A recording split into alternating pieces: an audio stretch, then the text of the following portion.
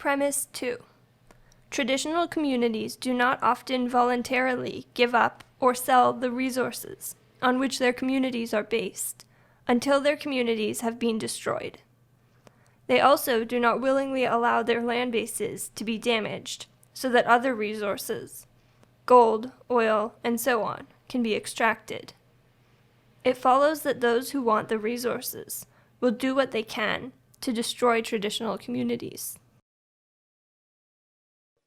Indigenous people have always had a sacred relationship with the land. And having that relationship with the land is being compliant with the natural laws. And what we have seen in our world today is a non-compliance of those natural laws. Resources for the civilized have been prioritized as more important than indigenous peoples or land.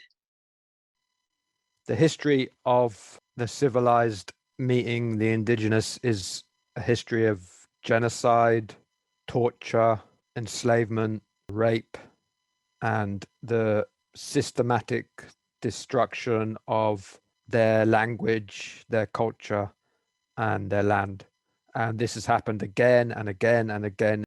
Spanish colonization of America, British colonization of America, Kalinago genocide, attempted extermination of the Pequot, massacre of the Narragansett people, French and Indian wars, acquisition of California, French colonization of Africa, Algeria, Congo Free State, genocide in German Southwest Africa, Tsardom of Russia's conquest of Siberia, Japanese Empire, colonization of Hokkaido, Okinawa, Oroken and Hessen, Champa, Dzungar, British Empire, Australia, Tasmania, British India, Congo. And this is the list of genocides.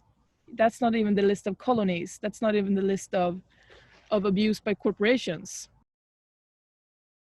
Destroying indigenous peoples makes exploiting nature easier. Indigenous people protect their land base because they know that the land is central. When access to land is taken, it puts the people whose land you take at your mercy, at the mercy of the culture, because they no longer have a place to live. They no longer have shelter, food, clothing. The land provides that. And when land is gone, there's no choice but to work for those in power.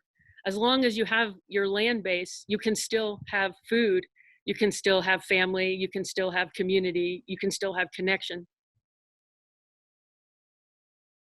There was a local group of indigenous people who wanted to have a traditional buffalo hunt.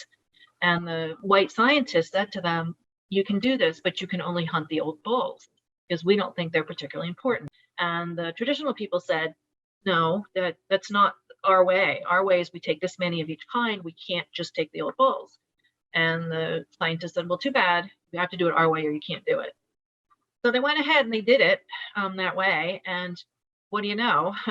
The entire herd starved after the hunt. And that was because, as it turns out, the old bulls, in fact, did have a role that they played, which was, if you think about what it's like in places like Montana and North Dakota in the winter, it's 2, 3, 4, 5 feet of snow layered with ice.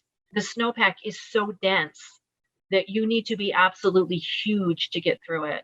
And the only animals that could do that were the big old bulls. So, the indigenous people who have been watching these animals for thousands of years, living in some kind of community with them, understood that. And that's what indigenous people have, that most of us who live in modern America have completely lost. I think the main difference is that things move very slowly. It's all based on observation. And ultimately, the observation is about respect, that these are creatures that we depend on for everything. So many indigenous people have said to me that the first and most important thing that we have to do is to decolonize our hearts and minds.